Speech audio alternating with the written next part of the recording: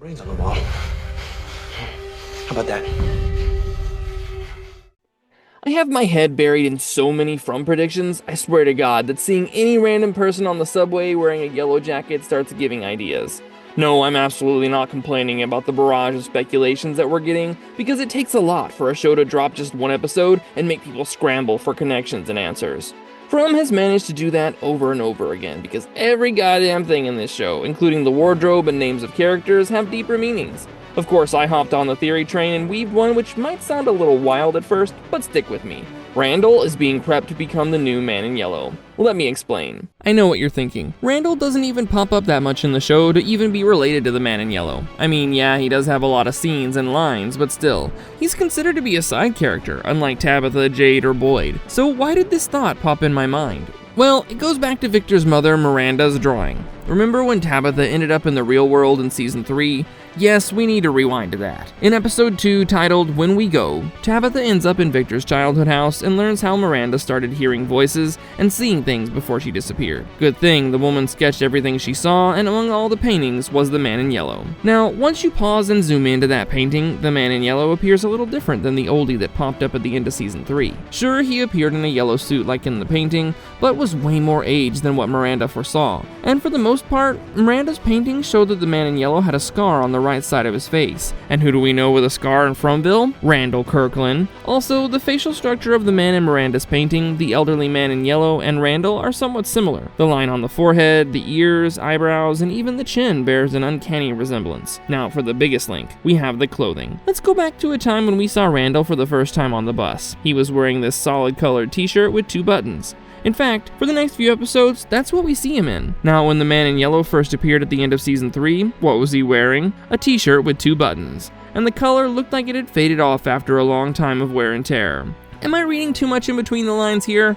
Maybe, but showrunner John Griffin and executive producer Jeff Pinkin shared an interview on Emmanuel Eman Noisette. Before these things will happen by happenstance, like these happy accidents, but they all ultimately fall under the umbrella of what you're trying to do, because everything, whether it's us or our brilliant production designer Matt Likely, or our props crew, everybody is working with the same intention. So even things that are happening by happenstance make sense in the greater mythology, and therefore I have substantial evidence to deduce that the wardrobe too plays an important role in the story arcs of each character. Next up is Randall's initial tendency to cause chaos. When he first came to Fromville, Randall was this extremely aggressive person who didn't pay any heed to anything anyone was saying. He even put several townsfolk in danger and held Kenny at gunpoint. Yes, some of the ill-fated people who stumbled across that tree on the road have had a hard time accepting what was going on. Even Jade took a long time before he finally realized that all of this was true. But no one was nearly as threatening as Randall. In short, Randall Kirkland operates on a different level when it comes to volatile behavior and physical violence. Because guess what? Even when he did turn a deaf ear to Donna and Boyd's warnings, and ended up in situations where he should have become creature food, Randall survived. In season 2, episode 5, when Randall was on the bus at night, the monsters came out and started intimidating him. Randall seemed unperturbed and actually snapped back at them.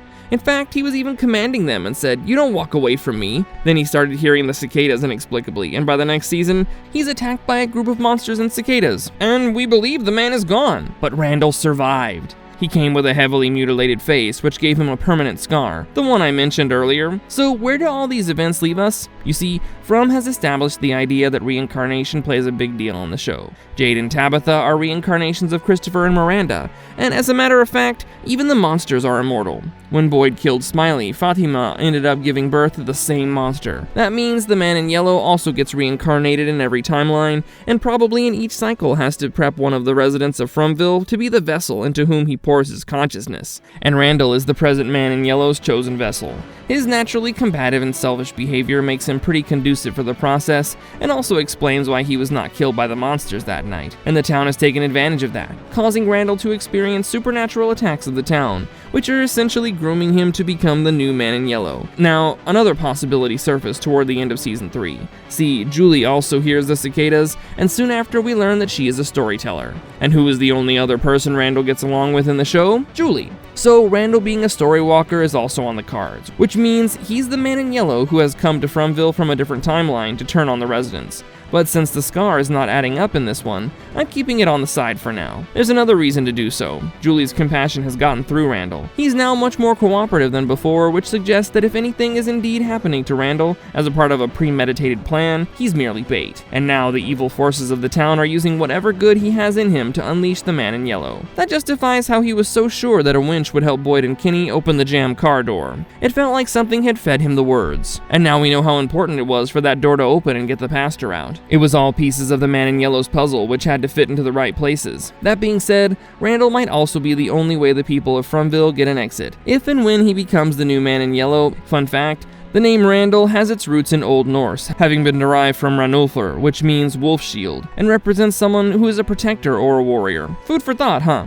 Alright guys, that's all for today. I know we're just one episode in, and I should probably hold my horses, but it's It's the only time in the year my brain cells become this active, and there's no way I can keep calm.